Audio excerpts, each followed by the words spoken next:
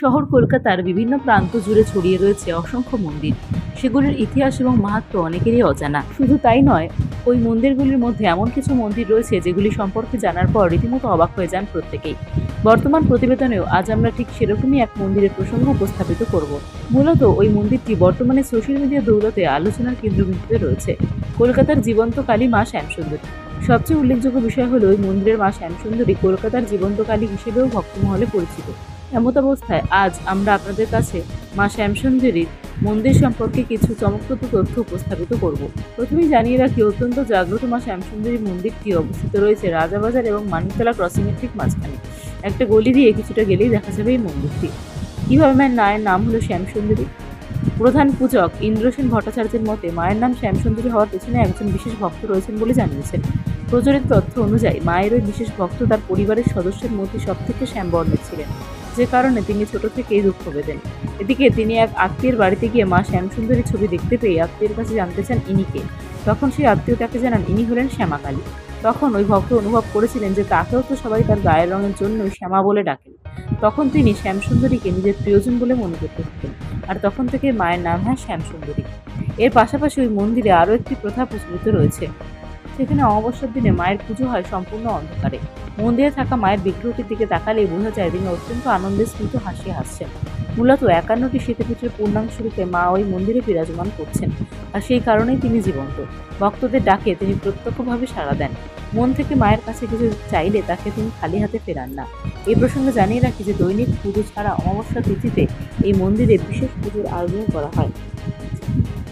পাশাপাশি ওই দিন ভক্তদের পেট ভরে প্রসাদ খাওয়ার ব্যবস্থাও করা হয়। ভক্তরা মনে করেন যে মায়ের দিকে একদৃষ্টিতে তাকালে মা শ্যামসুন্দরীর চোখ নড়তে দেখা যায়। অনেকেই এই বিষয়টি প্রত্যক্ষ করেছেন। পাশাপাশি মাকে এখানে একজন 5 বছরের বালিকা হিসেবে বিবেচিত করা হয়। আর এভাবেই কলকাতার বুকে থাকা মা শ্যামসুন্দরী জীবন্ত হিসেবে পূজিতা হচ্ছেন ভক্তমহলে। শহর কলকাতার বিভিন্ন প্রান্ত জুড়ে ছড়িয়ে রয়েছে অসংখ্য মন্দির। সেগুলির ইতিহাস এবং মাহাত্ম্য অনেকেরই অজানা। শুধু তাই নয়, ওই মন্দিরগুলির মধ্যে এমন কিছু মন্দির রয়েছে যেগুলি সম্পর্কে জানার পর রীতিমতো অবাক হয়ে যান প্রত্যেকেই। বর্তমান প্রতিবেদনেও আজ আমরা ঠিক সেরকমই এক মন্দিরের প্রসঙ্গ উপস্থাপিত করব। মূলত ওই মন্দিরটি বর্তমানে সোশ্যাল মিডিয়া দৌলতে আলোচনার কেন্দ্রবিন্দুতে রয়েছে। কলকাতার জীবন্ত কালী মা শ্যামসুন্দরী। সবচেয়ে উল্লেখযোগ্য বিষয় হলো ওই মন্দিরের মা শ্যামসুন্দরী কলকাতার জীবন্ত কালী হিসেবেও ভক্তমহলে পরিচিত। এমত অবস্থায় আজ আমরা আপনাদের কাছে মা শ্যামসুন্দরীর মন্দির সম্পর্কে কিছু চমকপ্রদ তথ্য উপস্থাপিত করব। প্রথমেই জানিয়ে রাখি, অত্যন্ত জাগ্রত মা শ্যামসুন্দরী মন্দিরটি অবস্থিত রয়েছে রাজাবাজার এবং মানিকতলা ক্রসিংয়ের ঠিক মাঝখানে। একটা গলি দিয়ে কিছুটা গেলেই দেখা যাবে এই মন্দিরটি। কিভাবে মায়ের নাম হলো শ্যামসুন্দরী? প্রধান পূজক ইন্দ্রসেন ভট্টাচার্যের মতে মায়ের নাম শ্যামসুন্দরী হওয়ার পেছনে একজন বিশেষ ভক্ত রয়েছেন বলে জানিয়েছেন। প্রচলিত তথ্য অনুযায়ী মায়ের ওই বিশেষ ভক্ত তার পরিবারের সদস্যের মধ্যে সবথেকে শ্যামবর্ণের ছিলেন, যে কারণে তিনি ছোট থেকেই দুঃখ পেতেন।